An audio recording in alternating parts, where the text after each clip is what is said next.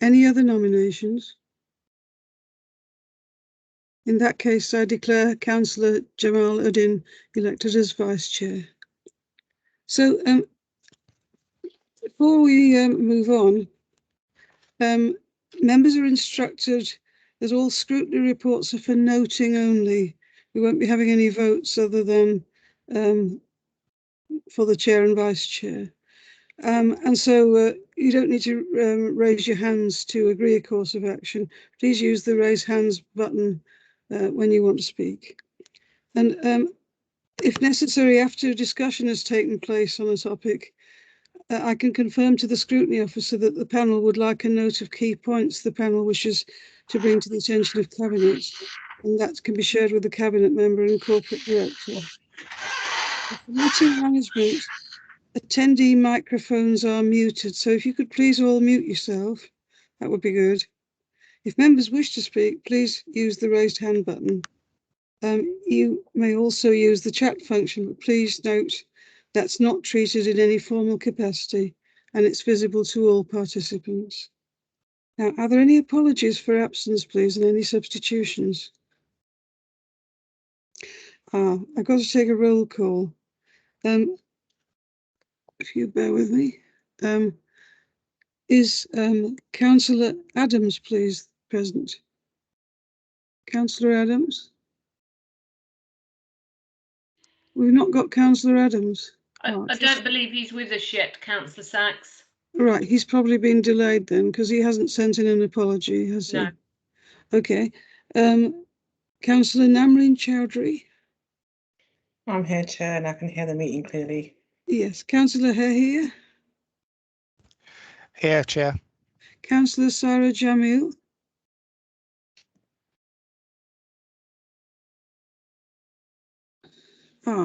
Councillor Noor has just said he's facing some technical difficulties. Have we got Councillor Hahir, haven't we? Yes. Councillor Jamil, please. Yes, I'm here, Chair, and I can hear loud and clear. It's Sarah Jamil that we haven't got. All right, okay. Yeah. Councillor Morgan Thomas. Yes, you're with us. Councillor Khaled Noor. I'm here, Chair. Can you hear me, Chair? I can hear you. Is that Khaled Noor, please? Yes, it's Khaled here. Can you see me? Because I think so my camera for some reason is not allowing to you've got your camera switched on, have you? Yes, so for some reason his camera is not allowing me to unmute. Okay. Thank you, you're with us. Councillor Stark. It is, yeah, because Councillor Stark. She's doing it right now, so. Martin, can you shut the door, please? Yeah. I don't believe Councillor Stark is with us, Chair. Yeah. Right. So Councillor Jamal, Mr. Anthony. Yes, yes, I will. Yeah. Yes, Mr. Anthony's with us. Yeah. Hello, I'm with you. Excellent. Miss Rowena Rudkin. Yeah, well, that's obviously a mistake. Is Rowena Rudkin with us, please? No. Okay. And Mrs. Alley. Bye. Yes, Mrs. Alley. Good evening. You're with us. Yes. Yes, I'm here. Excellent. Nice to see you. Sarah Jamil thinks thought it was in the council chamber. Oh. It's going back home, but can you get arranged to have a link sent to her? Yes. Could I please ask Cal to send a link to Councillor Sarah Jamil? She thought it was in the chamber and she's going home now, but if you could send her a link, please, she will join us as soon as she can. Noted, Chair. Thank you. Excellent. Right, and welcome Councillor Norman as well, who's seen you. Hello. And have we got Colin Stewart, please, with us? I'm here, Chair. Good evening. Excellent. Good evening, Chair. I mean, sorry. Yeah. Right. Okay. Now, reminding members we have to do declarations of interest. Any declarations of interest, please?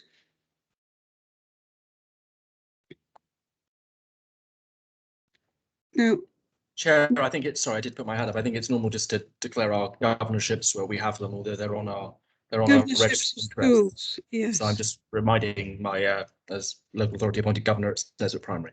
Thank you, Chair. I'm an appointed governor at Grove Primary.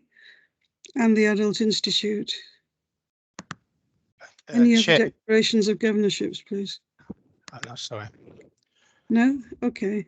Yes, I've got two That's to mention. One is chair of the Good Shepherd Trust and also chair of the Ursuline Academy, Ilford. Thank you, Mr. Anthony. Okay, now a report on the previous meeting held on the 29th of September. Has everyone got that document, please? Does anyone have any comments on it? Corrections, please. No.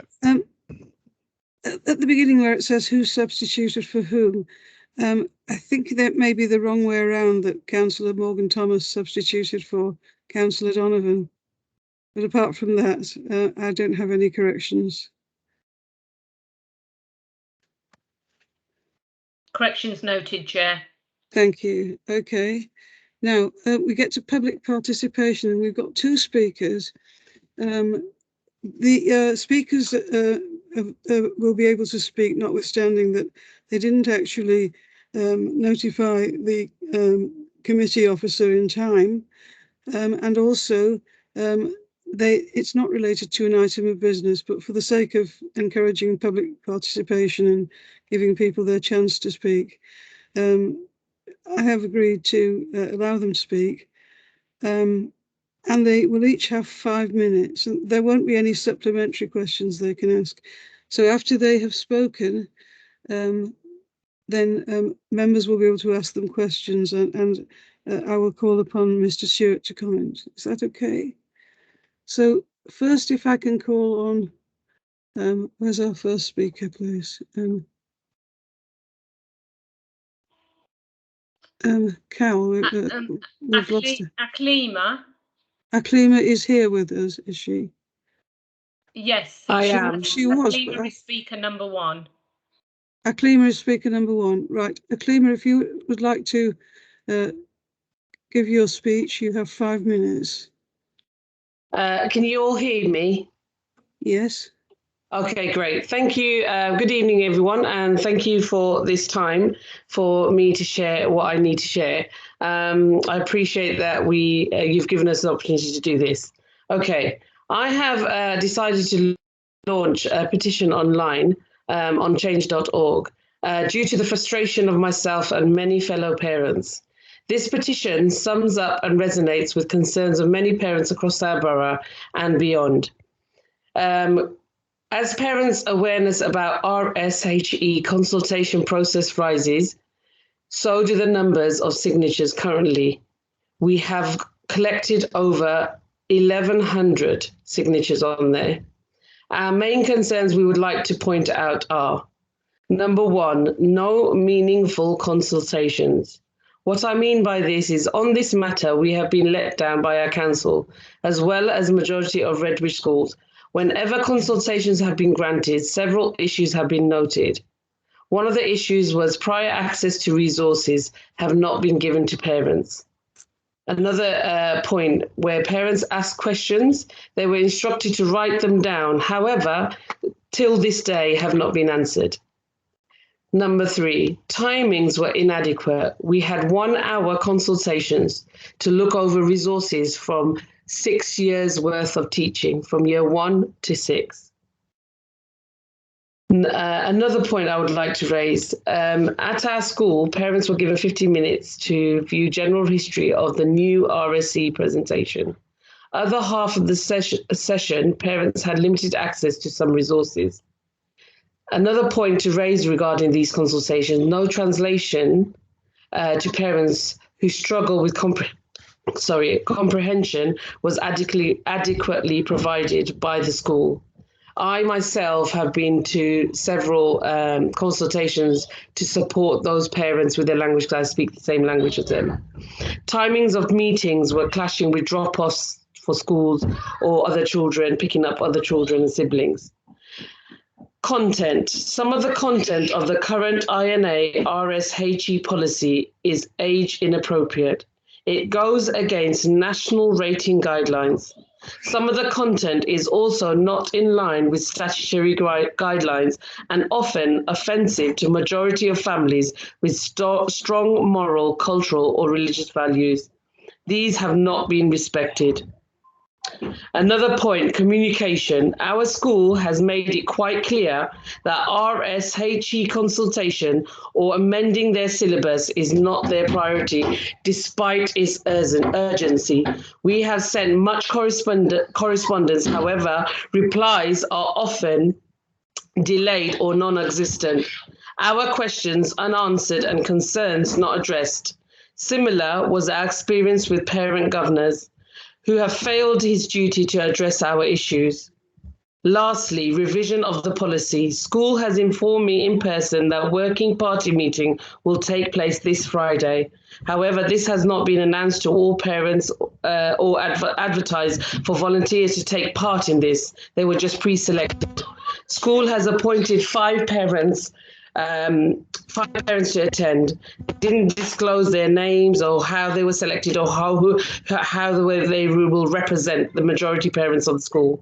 Purpose of this meeting is to present to parents panel how school collected feedbacks from parents and how school took decision to address parents' concerns. Indications have been given by head teacher that if majority of parents find some non-statutory part offensive, it will not be taken off, even if there is one family that would like that part to be included. Parents are puzzled as to how the feel of the community has been taken into consideration. I thank you all for listening.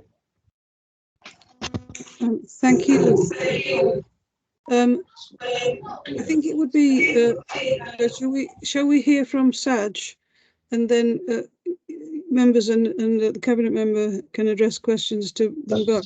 Would that work well, do you think? Are you happy with that, everyone? Joe, Councillor here. You're okay. Okay. Saj, if you would like to make your contribution, please. Good evening, everyone. Thank you for this opportunity to speak to you. This statement is directed to the scrutiny panel of councillors, as Colin Stewart, we feel, has not responded adequately to our concerns. Schools are finding shortcuts to do RSE consultations. Parents United, which I will refer to as PU, and parents repeatedly pointed this out on several occasions and also through legal means. The result is now parents had 3 weeks of consultation on a vague council blanket syllabus, which they refused to change, as they say the borough had wide consultations and they were thorough, which we know is not from those who attended the working parties. The secondary syllabus has not even been touched upon at the working party meetings. Many parents missed these emails, and meetings were a presentation by the school rather than a consultation where parents were muted. The consultations have excluded non-English speaking parents and many others due to poor communication. No special arrangements have ever been made for these parents. Many resources were from explicit providers like Jigsaw, Christopher Winter and Stonewall projects. Parents were not given enough time to view them, mainly because the council stepped in and used up our precious time. Schools like Barley Lane was not able to share these in advance, which caused the consultation to be very short and very inadequate, if anything. The local authority intervention has not stopped, and schools are still consistently redirecting parents to the local authority where they demand to be consulted. MPs have ignored our concerns, as has Jazz Athwal, who has not responded to PU's recent letter. Parents have sought legal advice and signed petitions. They suffered health issues due to stress and worry. This must be challenged. PU held a Zoom meeting and the councillors present heard directly from parents. PU made demands yesterday on our behalf, and we want the council to give us these demands. We also asked the panel to investigate those responsible for the situation we are in. This failure to consult means the schools will fail to be faith sensitive and age appropriate in most schools. This local authority intervention has cost the parents their legal right of consultation, thereby our faith in schools. Local authority must now provide guidance to schools and remove themselves from the process so schools cannot pass responsibility to the local authority and push parents from pillar to post. We want schools to consult us properly. We want special guidance and provision for special needs children. We want to delay the implementation until meaningful consultation has taken place.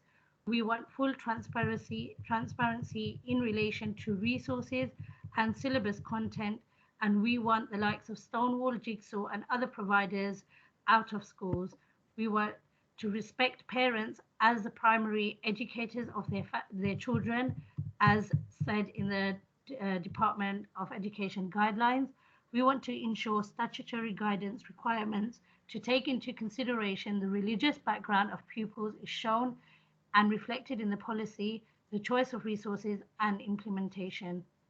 PU pointed out rightly yesterday that many parents have been disgusted with the explicit resources and content they have been shown or we know exist just one click away for a teacher to randomly pick depending on their mood of the day. Some parents who don't speak English or those who don't know about RSE and the children that are exposed to sensitive material and information will come home to parents who are not going to be equipped to deal with this content or to continue this conversation at home. This poses a safeguarding risk. The utter hypocrisy of politicians who came out to condemn the nude monkey but support much worse in schools.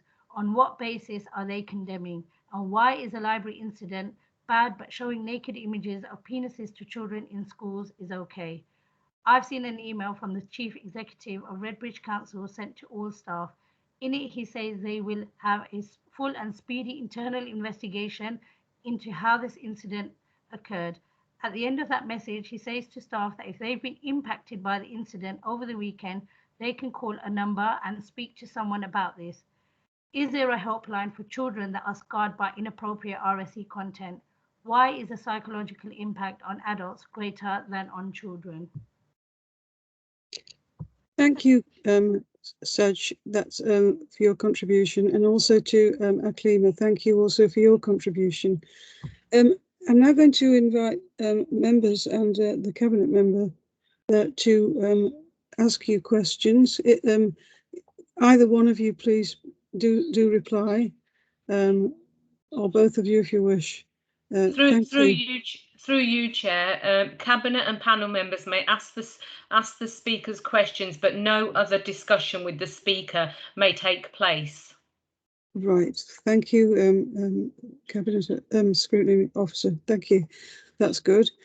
So please do put your hands up if you would like to ask questions of the speakers. No questions. Yes, I raise my hands for the question, asking the question to the speakers. Oh, please go ahead, Councillor Now. Is it my floor, Chair? Yes, please go ahead. Yes, Okay. unmute yourself. Thank you, because I'm just finding it difficult about my microphone and also video. Sorry about that. You can be heard very well. We can hear you well. Thank you, Chair. If you can hear, thank you. I can go ahead now. Yes, my question to the both speaker, because they discuss basically the same thing in different angle and different perspectives of the same issue. My question to the speakers is that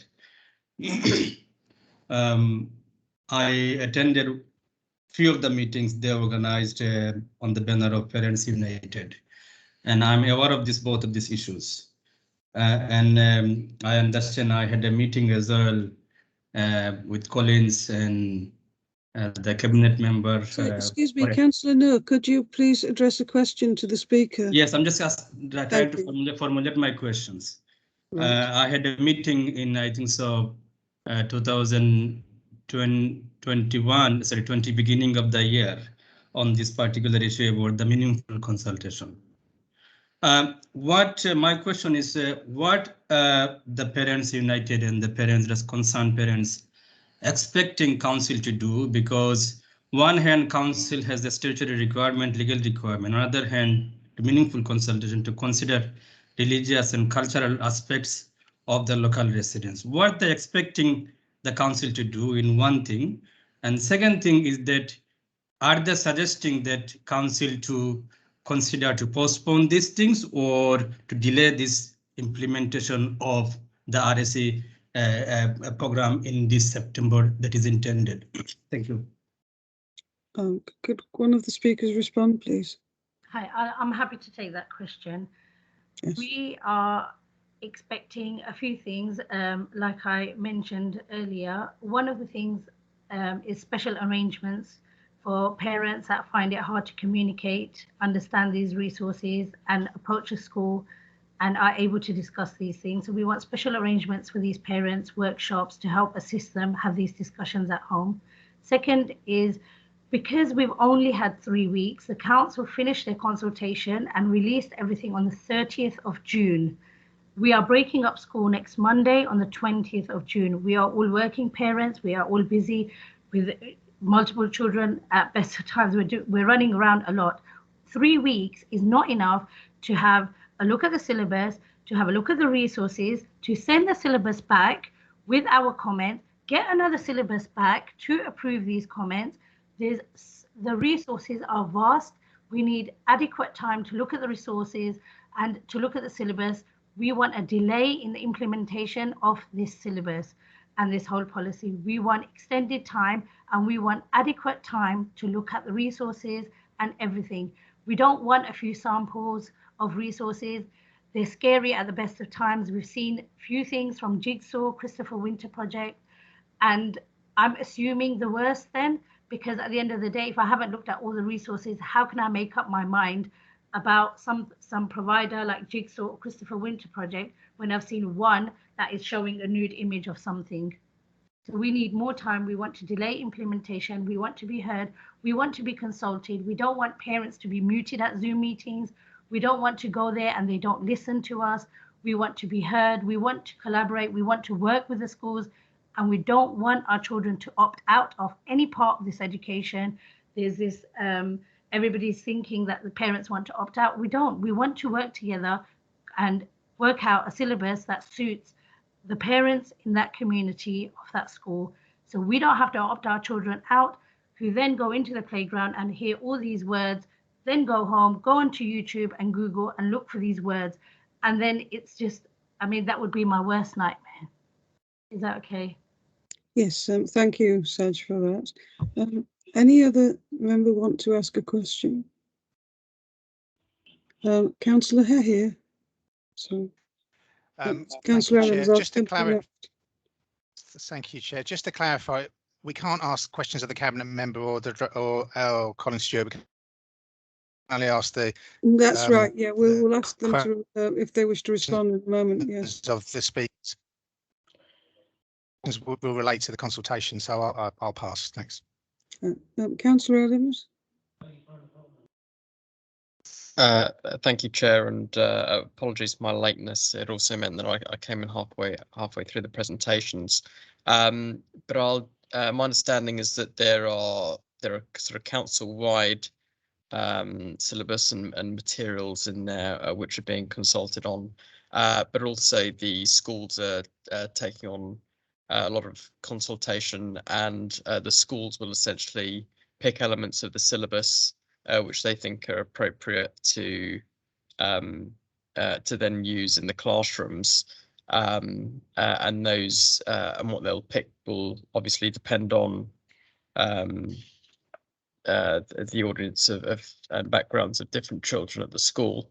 I suppose my question is, both at a council and particularly at the school level, how would you like the schools to engage in order to have transparency over the materials used?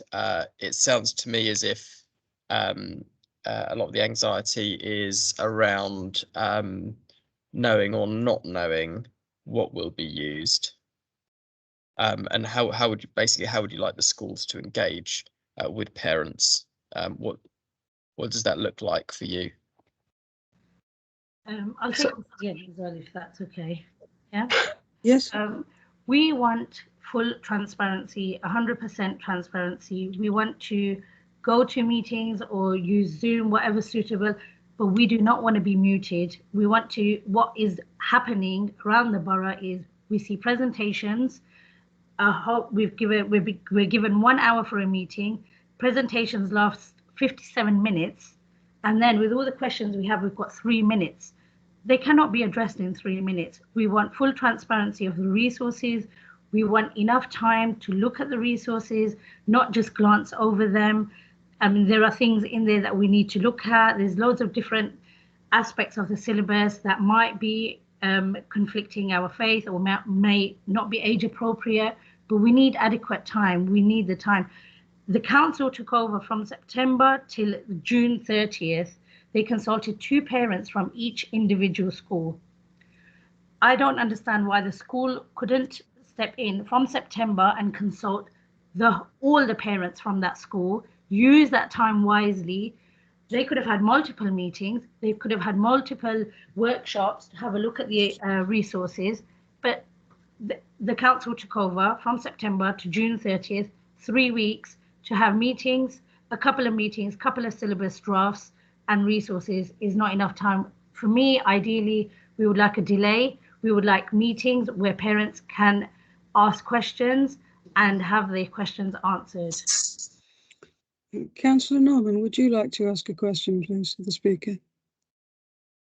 No, thank you, Chair. Okay, thank you. Mr. Stewart. Through you, Chair, would you like to invite Colin Stewart for any responding and concluding comments? Yes, I was just beginning to do that. Mr. Stewart, if you would like to make any comments on what the speakers or members have said, please go ahead. Clearly, Chair, we recognise that there are some parents, such as the 2 parents who are on the meeting tonight, who remain dissatisfied, both with consultation and remain dissatisfied with the content of the syllabus, with what schools intend to teach. Equally, Chair, it's important that members understand that actually I do accept the fact that, for example, Parents United will represent a group of parents, but of course they don't represent all parents. And in actual fact, at school level, there's been considerable feedback from parents who in actual fact are happy with the consultation process, do believe that actually schools have been responsive to parental feedback, have made adjustments and changes as a result of that feedback, and actually in general have been very positive about the consultation and the way in which schools have dealt with that. So I think it's important to just put the overall bit in context, because I think sometimes we talk about pronouns such as we and the parents, and it gives the impression that, for example, we speak on behalf of all, or when in actual fact it's not that case. Second bit for us would be the principle I think one of the speakers referred to about majority rule. And actually members will be acutely aware of the fact that our responsibility is to provide education that meets the needs of all pupils. And I think the speaker made the point about, even if there's only one family that object, actually if there's only one family that objects, the school's got a responsibility to consider that. And because we've got an obligation to all families, so we don't work on a majority rule basis in terms of schools. In terms of the specifics, obviously we understand that some people don't think the consultation was meaningful. We feel that it was, and as I say, we've had considerable feedback from parents that was the case. In terms of age appropriateness, for example, in terms of content, actually we've made a number of changes. It's not correct to say that the local authority stopped schools consulting in September. In actual fact, the local authority continued to develop the syllabus and the content of that and began to consult with groups on that basis. The local authority held meetings with over 22 different representative groups during that period, and that was meant to be an iterative process which would lead to feedback, which would lead to changes in the draft, so that in actual fact parents and faith groups and other groups such as the LGBT community, for example, such as parents who did not come from a faith background, all had the ability to respond and give their comments back, and they saw that in the development of the materials that were made. We do accept the fact that actually there are still some comments that some individuals don't believe it's faith sensitive, but equally we've had other parents come back to us to say that actually they feel that a number of changes have been made to faith sensitivity.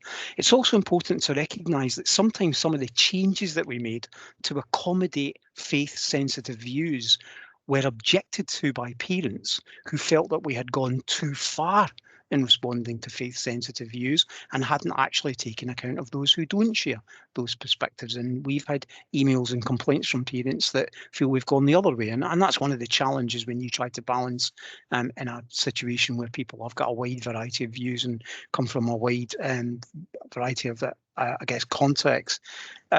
In terms of the issue about non-response to concerns, Parents United have sent us letters. We've responded to some, but not to all. I think what we'd say to members would be we have had hundreds of letters and communications from parents as part of a consultation. When we do a consultation, whether we're doing it on an ongoing basis in the syllabus or whether we get into the school level detailed bit about how they do, members will appreciate that we don't respond to every comment that we get back because we simply don't have the capacity to do that, nor is it relevant. Actually, we respond where necessary.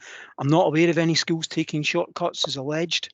In terms of the legal letters, there have been legal letters sent to the local authority, and the local authority have given responses through the Council of Legal to those solicitors who represent those individuals who sent those legal letters. I think the one I want to challenge most, I think, was the comment that we've refused to change.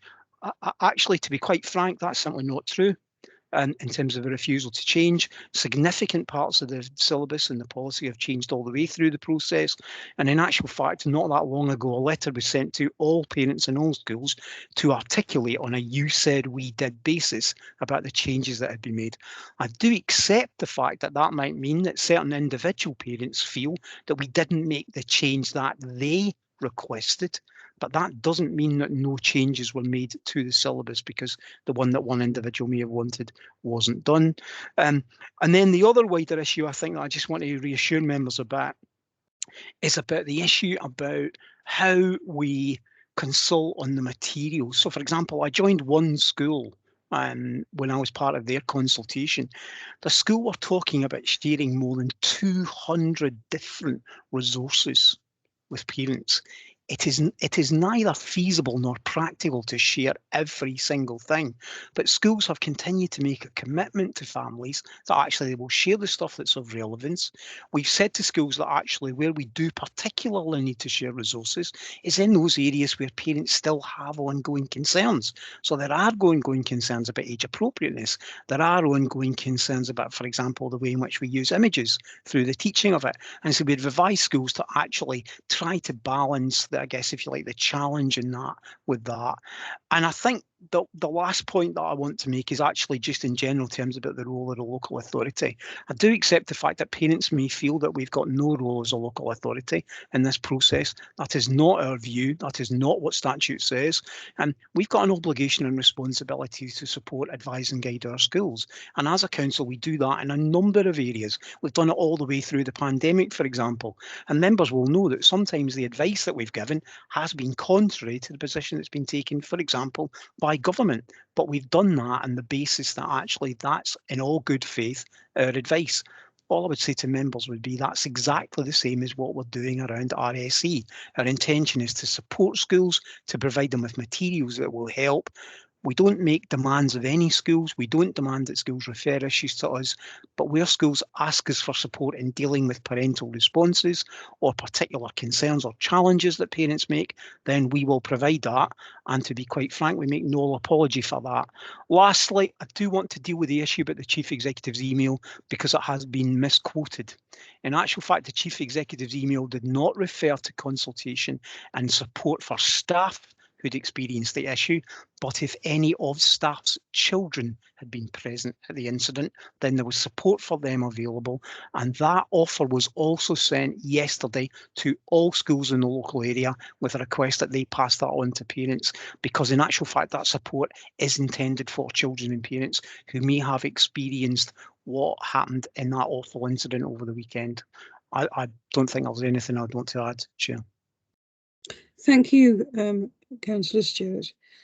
Now we come to the end of this item, and Sajida and Aklima, thank you for your contributions. And we're now going to switch you off from the meeting. And if you wish to rejoin as an observer, you can rejoin through the public link, which is on the agenda online. And thank you. Cheers.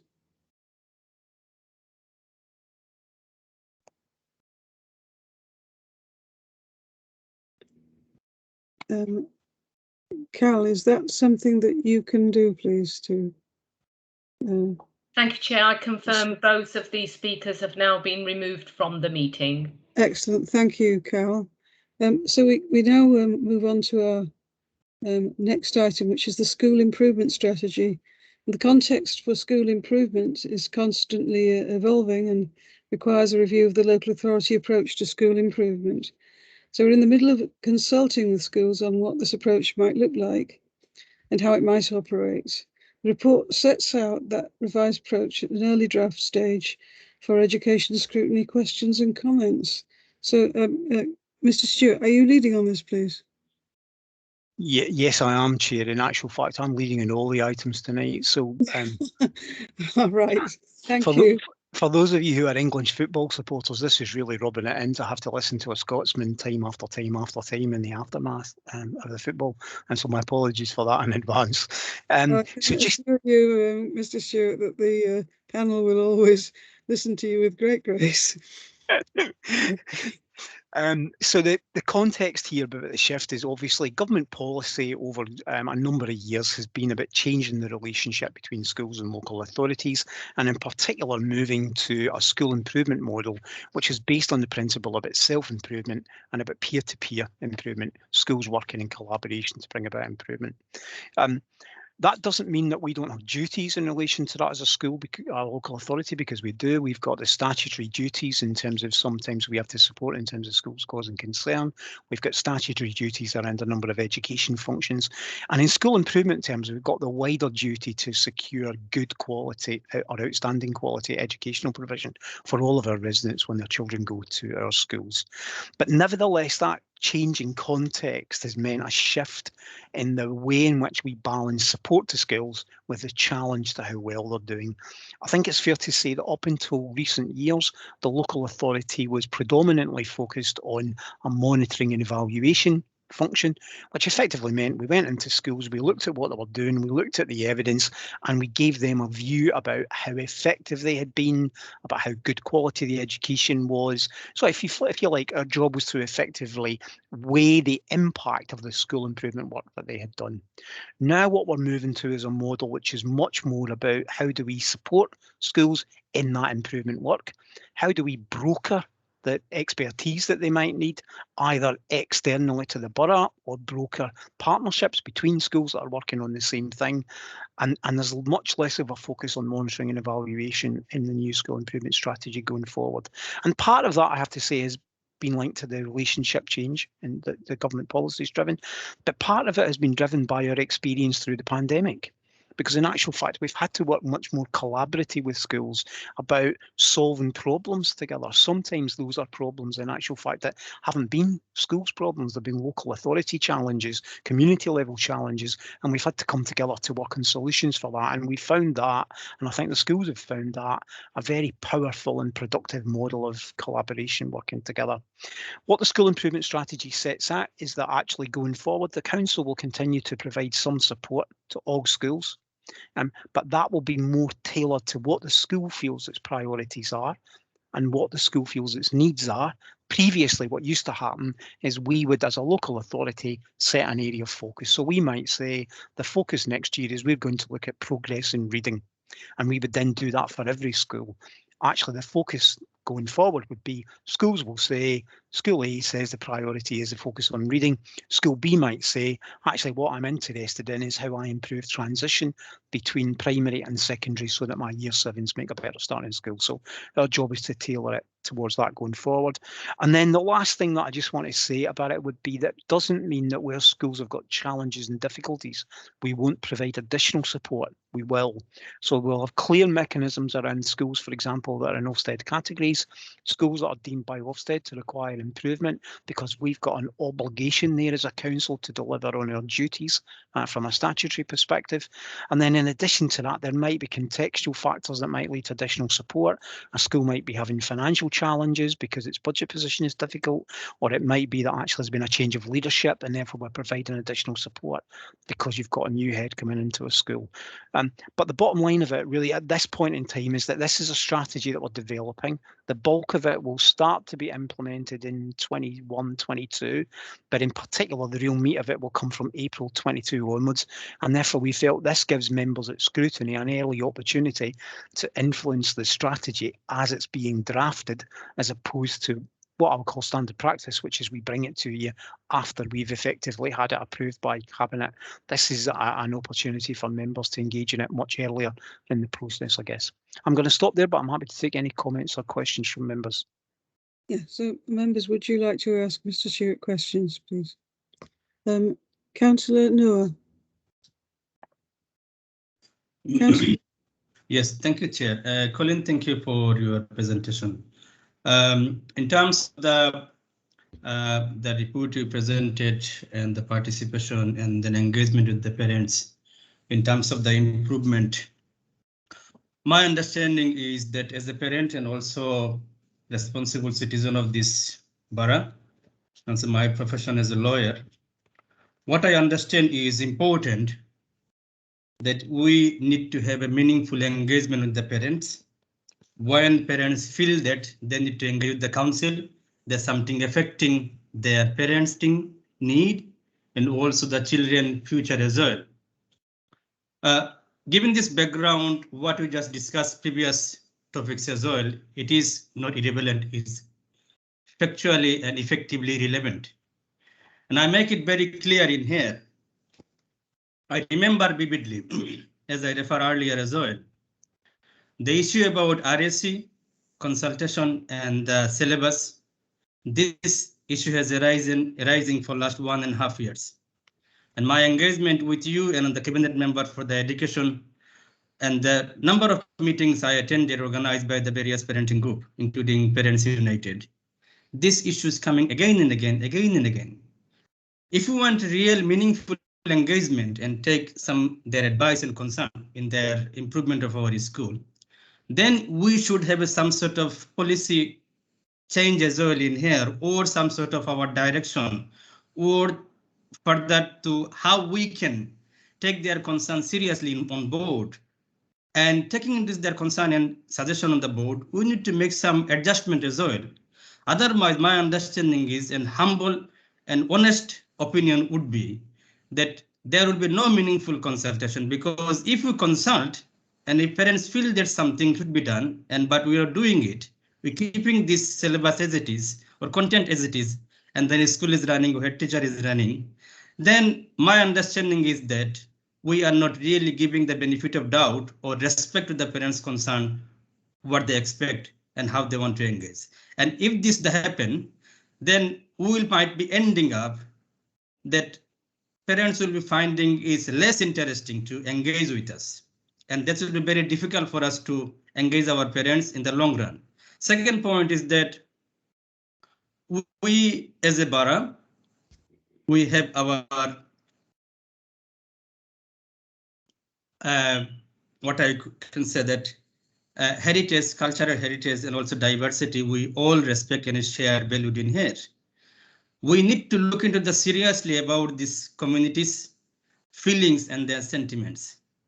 Unless until we consider about this local communities' feelings and sentiment, my understanding and my humble suggestion would be, and then presentation would be that we as a local authority might be failing in this regard, because we cannot take this assumption into reality in the local residents' mind and their thought. And that will be a disaster, because we don't want to see put ourselves anyway. As you said that if one parent wants something, we cannot ignore them. Now, if we cannot ignore one parent, whereas hundreds of parents are doing something the same way, how we can ignore them? How we can justify them? The legal requirement is there. We all respect. But when this issue is coming, recurring things, we need to rethink about this. Thank you. Thank you, Councillor Noor. Can I now call upon Councillor Sarah Jamil, please, to contribute? Sorry, Chair, but can I just ask through you for the opportunity as a senior Oh, officer please to do. reply to that? It would be more helpful that you reply individually rather than when they've all spoken, would it? Please go ahead. Yes, that's fine. If you don't mind. Sorry, Councillor Jamil, if you could wait a moment. So my first point, Councillor Noor, I think would be, you make the point about meaningful engagement with parents and make it real. Actually, what I'm saying would be, I accept that some parents, including those who were on the email on the session tonight, do not feel the consultation was meaningful. However, there are many other parents who do feel that the consultation was meaningful. And my obligation and the school's obligation is to all of the residents. So in actual fact, we accept there's a difference of view about the extent to which it was or wasn't meaningful, but that doesn't mean it wasn't meaningful because some people feel it wasn't meaningful if other people feel that it was. So that's my first point. The second point would be in terms of taking concern seriously. I have to say, and I'd want to put on the record, I object to the suggestion that we've not taken parental concern seriously. We have taken parental concern seriously, and we've made a number of changes to the RSC policy, both at a local authority level and sometimes at individual school level, in response to concerns that parents have raised. But sometimes those concerns are not concerns that we can actually address because we can't make the changes, or sometimes it's because in actual fact, parents have got opposing views about what we ought to do. And we have to make a decision about how to compromise within that. The third thing is that actually, you talked about we're failing them because we're not dealing with community feeling and sentiment.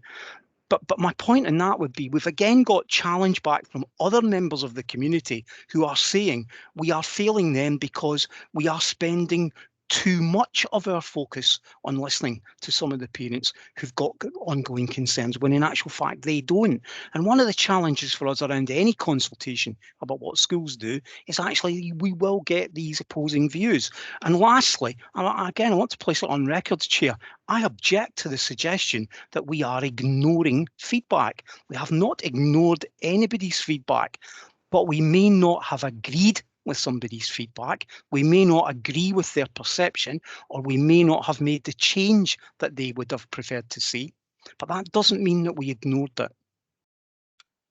Thank you, Mr. Stewart. And we've got 4 people who've got their hands up to speak. Councillor Jamil, Councillor Uddin, Councillor Morgan Thomas and Councillor Hehir.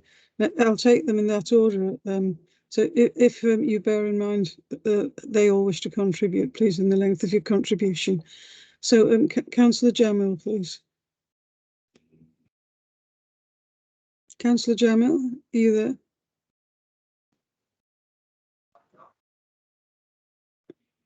We might just have lost Councillor Jamil. Councillor Jamil? Hi, sorry, can you hear me now? My internet's Yes, very bad. I just wanted to declare a pecuniary interest as 2 of my children study at a school in the borough. That's what I wanted to say. So just wanted to make that declaration. Your interest, yes, okay. Thank you. Oh, you merely wanted to declare an interest. That's fine. Okay. Yes, sorry. Yes, Councillor Uddin, please. Yeah, thank you, Chair. The very first thing I wanted to say about my question is coming in a minute, but in relation to this consultation with the school, I'm a parent myself in one of the schools, and my daughter is in year 9 this year, and I have received the consultation starting from the last March. The school has engaged with me. They have had a parents consultation, the committee, and they had a series of meetings taking place, and I have been informed time to time what the curriculum is, what the consultation is, what the schemes of work, etc., etc. I didn't have time to look at all of it, but I just guessed that my understanding is that the process was quite thorough all the way from the starting from the March to up until now. So yes, there are some concerns about the engagement of the parents by some schools, but some schools are actually, one that I have, I don't want to name it, but it's quite thorough. So, but that's not my question. I just wanted to mention that my own experience of that. My question is about on this document about the core offers, and one of the things that came out after COVID is that the children and young people have fallen behind significantly, and we have well noticed that. And we know that the catch-up funding by the government had been significantly reduced then, and what it was, a 15 or 16 billion pound of the original proposal, and it came to the £1 billion now. In relation to the catch-up support, what are we doing from the local authorities' capacity? I know there's a very little money available, but given that within that money available, how far and how much we can support them, and what are the mechanisms and policing strategies in place to support those young people? Thank you, Councillor Edna. I'll try to summarise that. And I think the issue for us with that, and I don't mean this in any way as a political comment, but when the process was being developed initially about what we thought was going to be part of the recovery programme, a lot of information was given to us as local authorities about what was emerging as those proposals. We had obviously begun to work with the schools and probably made a naive assumption that actually their proposals would be agreed in their entirety, and therefore our focus would be on how do we implement that. Once the central government decision was made about which parts of the proposal would be funded by government, our focus has had to change to, as you rightly expect, what can we do with limited resources? So we focused on particular things. We focused on how we best support children and young people from an education, well-being and mental health perspective. So we've significantly increased the resources that we've got available for mental health support. We're actually doing a programme in conjunction with schools that is effectively intending to build capacity among teachers and support staff in schools to deal with low-level mental health and well-being issues among students. And we're also looking at how we will extend that into support for particular curriculum issues, because in a sense, I think most teachers would tell you that the bigger issue for us around recovery is not actually going to be lost curriculum or lost learning. It's the impact on attitude, confidence, self-esteem, relationships, and plus the general anxiety that young people have got, which is similar to what many people have got as adults. So we're focused on that. We're also focused on how we use the capacity within the borough to do as much of what would have been part of the programme as we possibly can. So an example of that would be, in Redbridge, we have a considerable quantity of good quality tutoring provision. Okay, it comes partly from the 11 plus because parents have got high expectations for their children, so they will access private tutors in order to help them to that. Over the last 18 months, we've built up a good relationship with a lot of those private tuition agencies because we've been supporting them through COVID. We're now beginning discussions with them on a quid pro quo basis about how they can help us in terms of recovery arrangements. Now, we accept that won't mean that they work for free, because of course from their point of view they've got to pay their bills and pay their staff the same as everybody else. But what we are looking at is how we might get key messages out to them so that when they are tutoring young people, actually we've given them some stuff that we would like them to do from our perspective that they add on to that. And then the other thing that we're looking at the moment is that we're looking at how, and it's mentioned in the Skill Improvement Strategy, is that the first of our what I'll call action learning projects will be around how we support young people in terms of assessing the impact of the coronavirus pandemic on them. We'll run a pilot project on that at the beginning of the next academic year, and then the learning from that pilot project will then effectively be expanded out to all schools to say, here's the things that we've learned through the pilot. Actually, these are some of the things that you might want to try. We have looked at the practicalities of doing things like extending the school day, offering out of school tuition, but the costs of that are just way beyond what we'd be able to do from a local authority perspective. Although in September we are about to start discussions with schools about whether or not we might do it on a match funded basis, but it would obviously be on a much smaller scale. Thank you, Mr. Stewart. Can I Councillor just Morgan quickly come back Thomas. to that, Oh, Councillor Chair, is that okay? Quickly, just want to make a point. Is that all right? So Chair, through you, Chair. We used to have the extended school provisions in most of the schools. I'm talking about not now. Obviously, funding is tighter than what it was 10 years ago. Excuse me. So my suggestion would be, if you can, given that the situation we are in with this COVID, some of these researchers are saying that it's probably is 1 term behind or 2 terms behind now, the kids, because of that. Whether we can just extend that, those extended school provisions can be made available and can be made some money available from somewhere in order to do that, or school can fund their from own funding. So I'll just leave that to you. So I'll just make the point. The one other point that I wanted to say, Chair, to you is that I didn't declare my daughters. Actually, I did declare in the previous meetings. So my daughter goes to the Woodford County School. So for your for declaration of interest, I think I should have said that earlier. Okay, thank you. Thanks. Yes, if we can note that in the minutes, please, that Councillor Udden has made that declaration of interest. Thank you. Councillor Morgan Thomas, please. Thank you, Chair. And thank you, Colin, for your we seem rather long away now from your introduction to this actual item, which was very helpful at highlighting the purpose of this document, and I think it'll also tie in probably with the next item around the delivery model, really, in terms of what's actually going to happen. But I wanted to ask about something that isn't in this report at all, or in the document with it, which is around governor services. And if I understood what you were saying at the start around these being the areas and school improvement being the focus effectively of what is currently the education department, but will effectively be a company in the future, just sort of whether that for the borough and its previously sort of quite highly regarded services, and whether it's part of an additional level of the trading model, or sort of an optional thing, or is this, should my fellow governors and chairs of governors might be watching this home and start looking elsewhere for future years? So first of all, I would not want any governors to look elsewhere for future years. We find that getting governors is hard enough without telling any of you should look elsewhere. So definitely not. The thing about governor services would be I think we ran a very small governor services. It was effectively one officer. The officer left to take up a post in another local authority, and when we tried to advertise for a suitable replacement, we couldn't find one.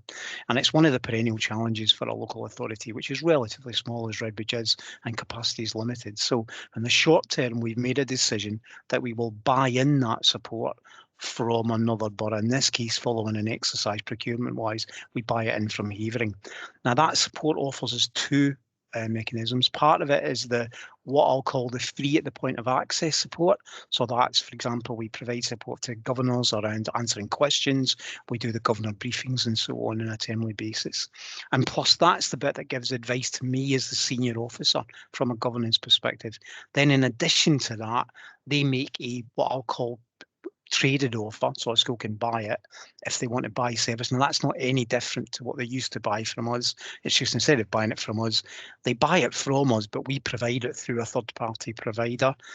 My intention at the moment is that will continue to be the case for at least the next academic year, because we've gone into an agreement with Havering until the end of the 21-22 academic year, and then during the 21-22 academic year we'll look at how we best provide it going forward. The bit I'd reassure you on would be we'll definitely provide it. I just don't know whether it will be provided from the education company or through a third party, the way we do it at the moment. Thank you for that. Councillor here. Thank you, Chair, and thank you, Colin, for the presentation, also the explanation around the previous item on the consultations, which I wanted to ask, but you did answer. I just wanted to ask generally, this approach seems to be, if I got it right, it's gone from a more monitoring and feedback to a more collaborative and support approach to schools.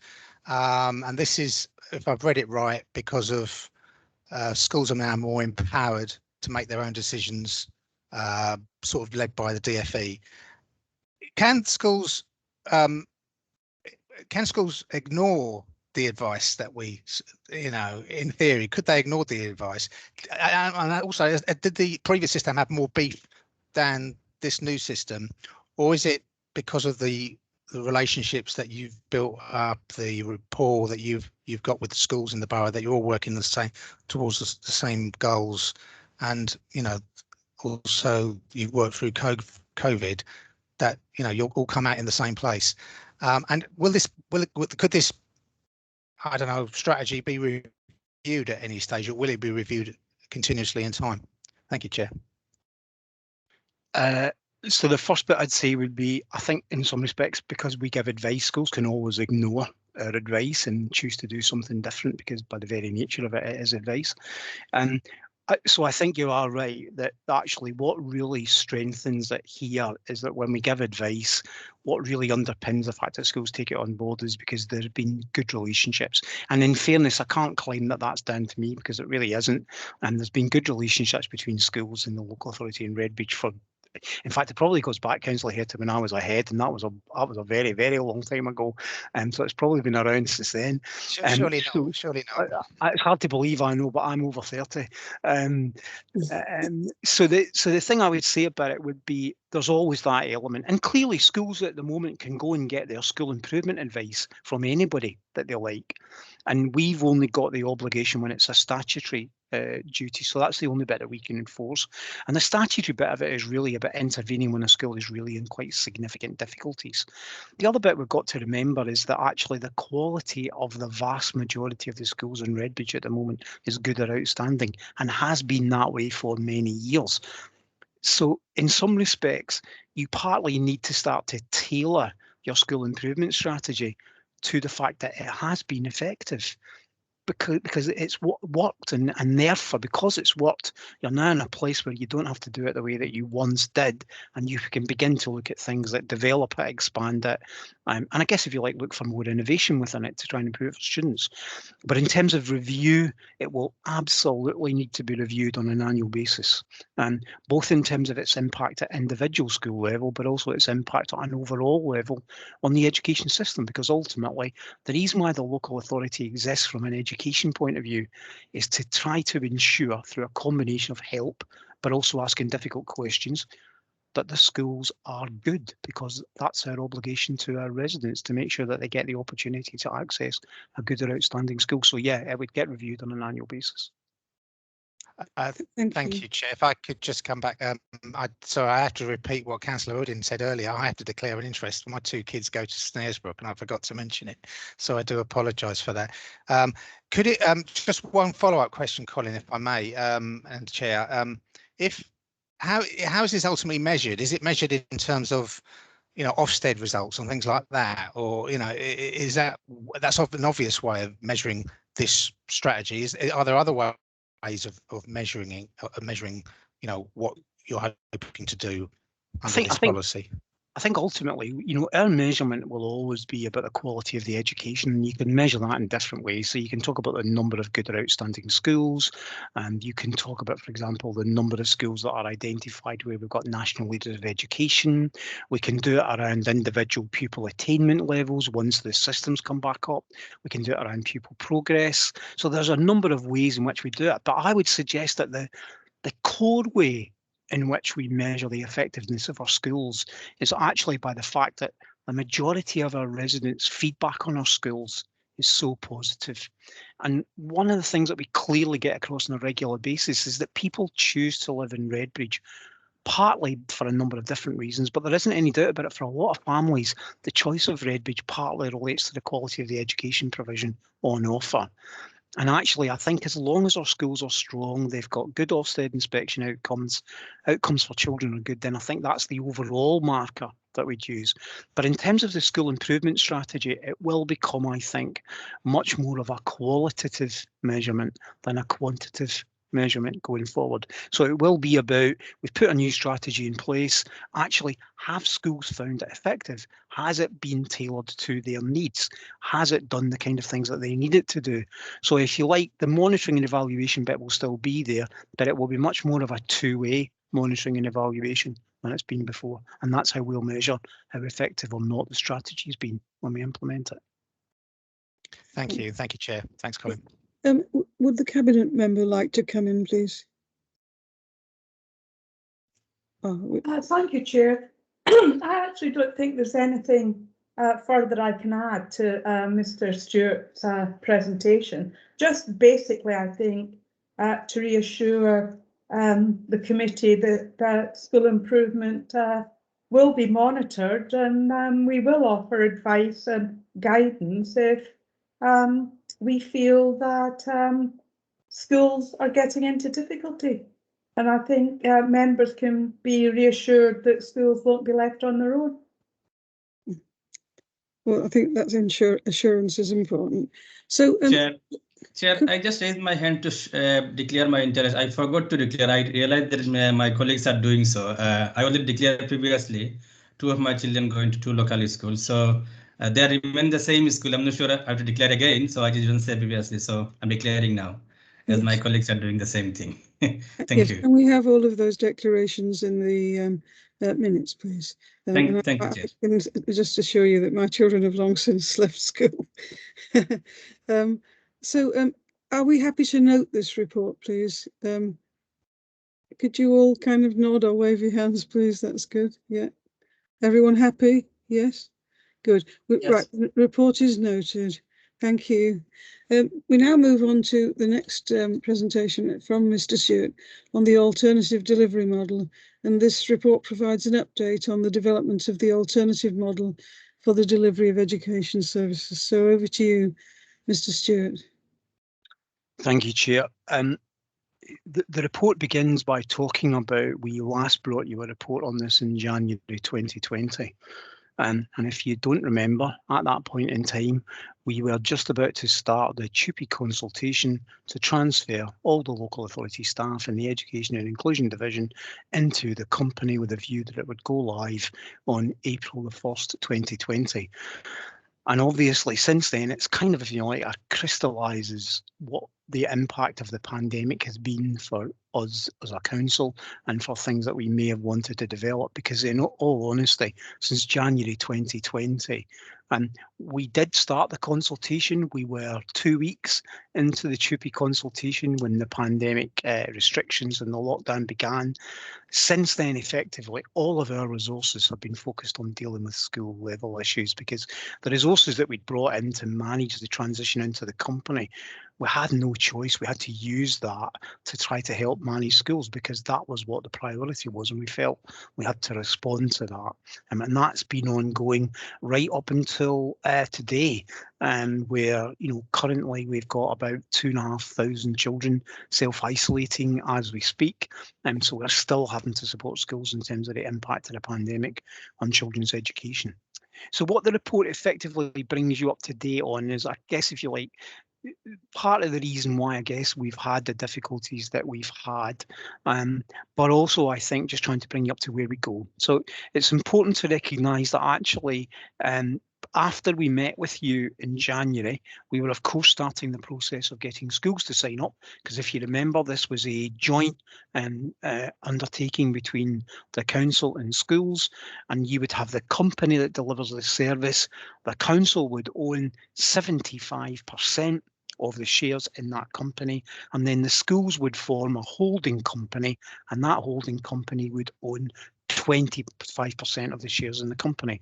And that holding company, they own that 25%, if you remember rightly, whether there's one school in the holding company or there's 20 schools in the holding company.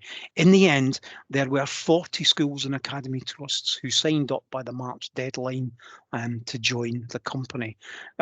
We've not yet made a decision as a council about whether or not we will open it again, because of course we never quite started the company, it never went live. So we have got the opportunity to offer it again. But nevertheless, we've got 40. We're confident that the 40 will continue to be part of the company going forward, but we think it may increase depending on what the decision is we make on that.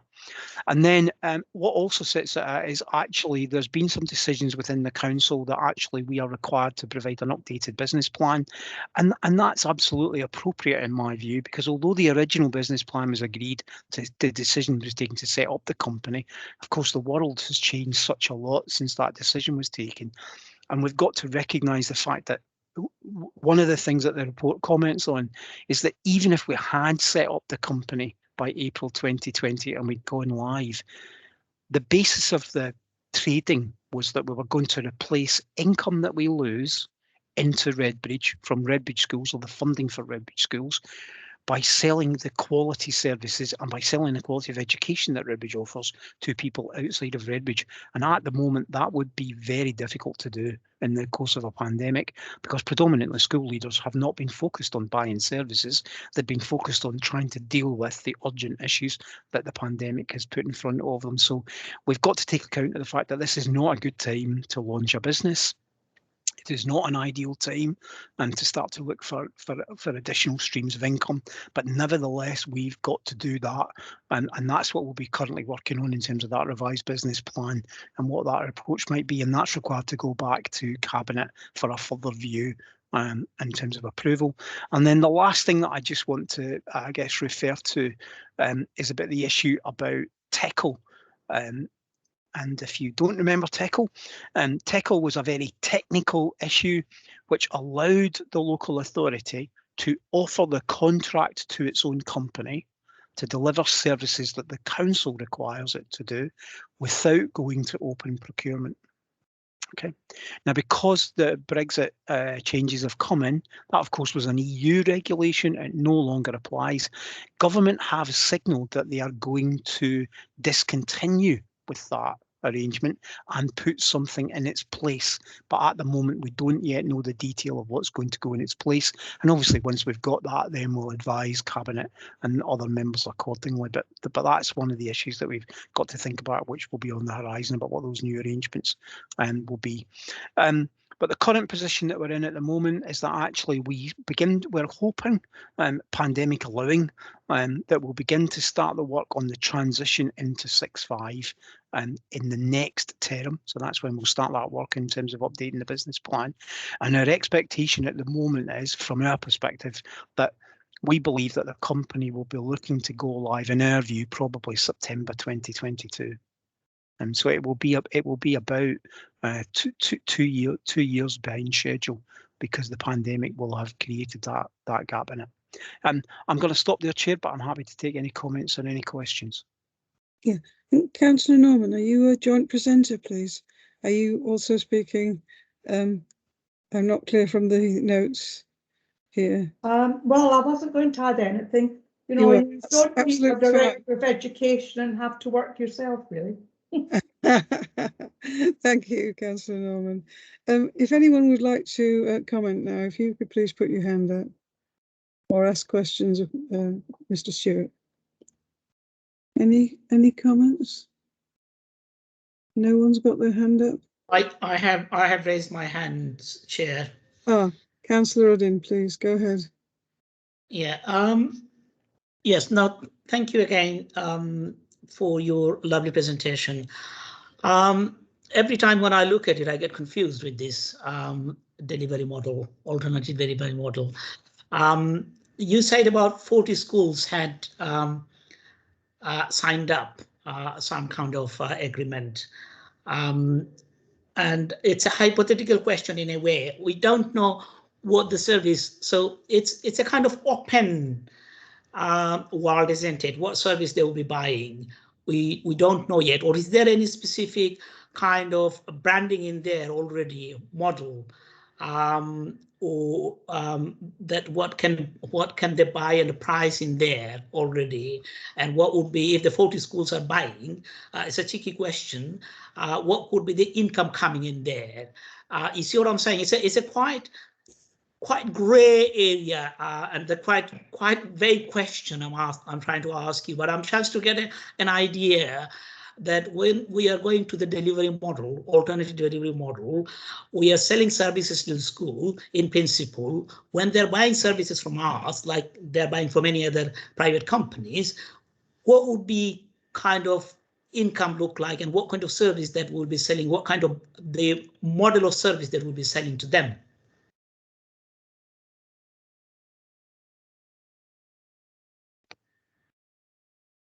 I don't know whether I managed to ask a question,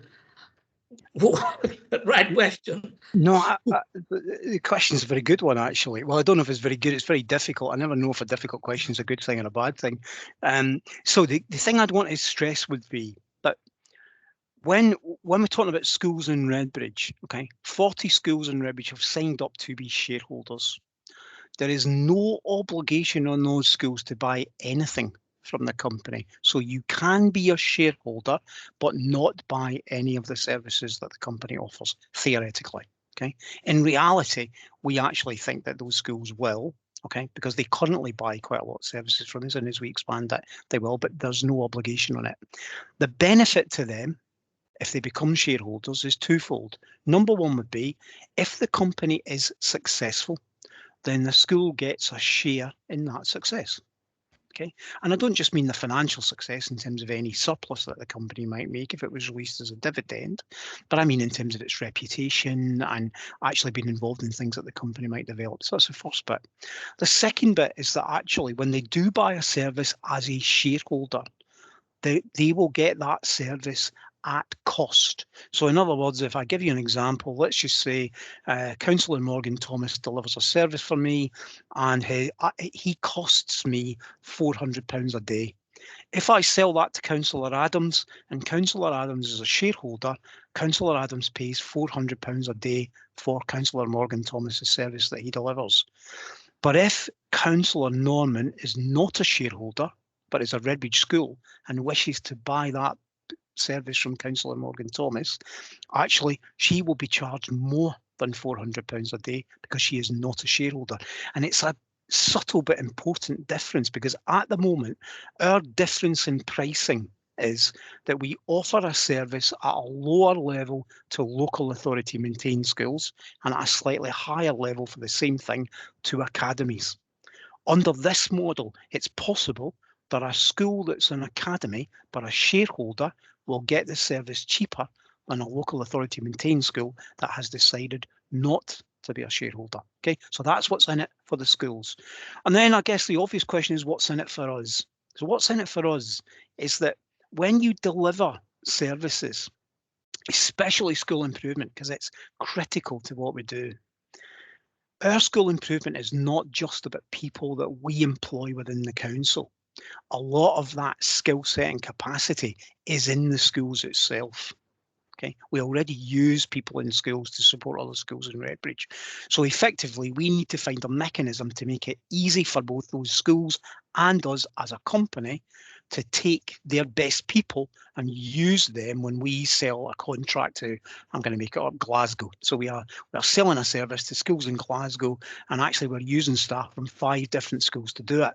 Because those schools will be shareholders in the company, it is much more straightforward for us to actually arrange to actually those staff to be involved in that, because effectively we make that part of the agreement from the shareholders.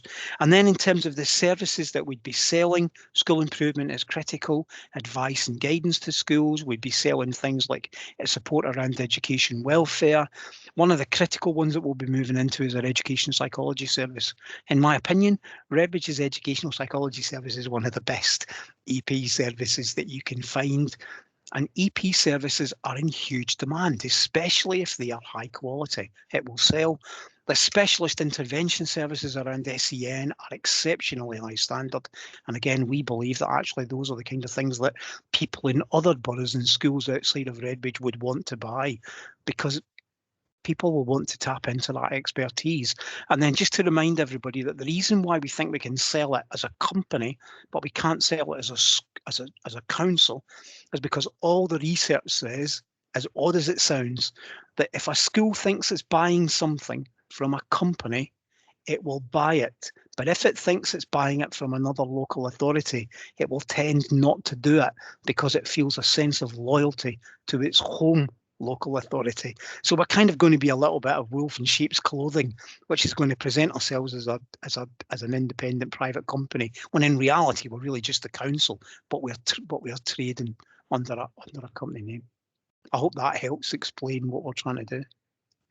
No, it does. It does actually. Thank you very much on that. Yeah, no, that makes sense actually. And I think one of the key reasons for that is that schools stay with us in order to get the the cheaper price for additional support, and don't go out of the for academy.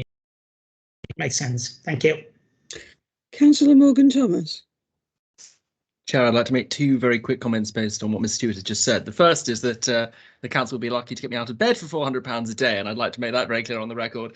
But no, the second one, in all seriousness, is to it's very interesting what you say about academy schools potentially being able to access services not cheaper than maintained schools who don't join the company. That'll be made clear, and I think it's why the company will be attractive.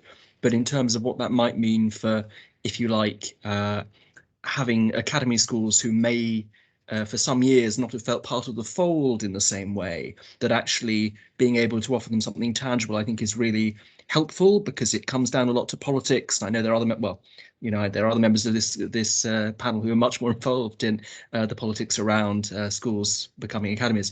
But I think to be able to have something that we're actually offering that academies will benefit from, and also benefits us, the local authority, I think is a really healthy way of squaring that circle. I think it's a really promising part of this delivery model. Thank you. Mr. Stewart, do you have any response to that, please? Well, my first one is I'm absolutely on the same page as Councillor Morgan Thomas. I don't get out of bed for £400 a day either, which is not good news for the council, but there we go. The second bit would be, I think you're absolutely right, actually. I think one of the things we were keen to get at through this model was that we don't see this as the local authority selling its services. We see it as selling the huge reservoir of talent that exists in Redbridge. And we don't just believe we want to present that as that talent just sits in local authority maintained schools, because it doesn't. There's huge talent, there's huge ability and innovation in the academy sector as well as in the maintained sector. And because we've got good relationships with all the schools in Redbridge, I think I've said this to members before, it's one of the few boroughs I've worked in where the relationship between the local authority and academies is as good as it is here. And therefore that allows us to capitalise on that, because ultimately, regardless of the politics or the decisions that were made that led schools to become academies, actually Redbridge works very much in a family model, and all we're really saying is we wanted to find a mechanism that could keep that family together, make everybody continue to feel part of it, but also make sure that actually we were tapping into their expertise. It's kind of like saying, if it happens to be your favourite uncle who's got the real talent, but he's the one you don't know, you kind of want to make sure you get to them, because that's what ultimately your customers who are going to be outside of Redbridge are going to want to buy. They're buying the skill sets that you bring and you offer. Thank you. Councillor Norman, would you like to comment, please? Councillor Norman? Oh, sorry, Chair. Wasn't paying attention, really. No, I mean, I think Mr. Stewart's absolutely right, actually. We do operate very much on a family of schools in Redbridge, and we do try and work together and maintain a relationship. And hopefully, that will not change with the new delivery model. Okay, thank you. Now, that reaches the end of this item on the agenda. So are you happy to note this report, members? Everyone? Yeah, okay. So the report's noted, please, if we could minute that. Thank you. And I confirm it's been noted. Right, the next item on the agenda is the future meeting dates. The next one was going to be the 2nd of September. And I have to tell you that entirely due to my faults, because I'll probably be standing in a queue at Gatwick to be let back in and tested to the country, we'll have to move that. Our scrutiny officer says that the 8th of November is available. Is everyone happy with that? 8th of November? 8th of November. Yes, we'll go for 8th of November then. The 6th of December was also on the list, but it's actually not in the corporate diary. And we're suggesting that 10th of January would be good for that. Is everyone happy with 10th of January? Good, okay. And for our third meeting, we're suggesting the 1st of March. Apparently PERDA will begin on the 23rd of March because next year is the council elections year.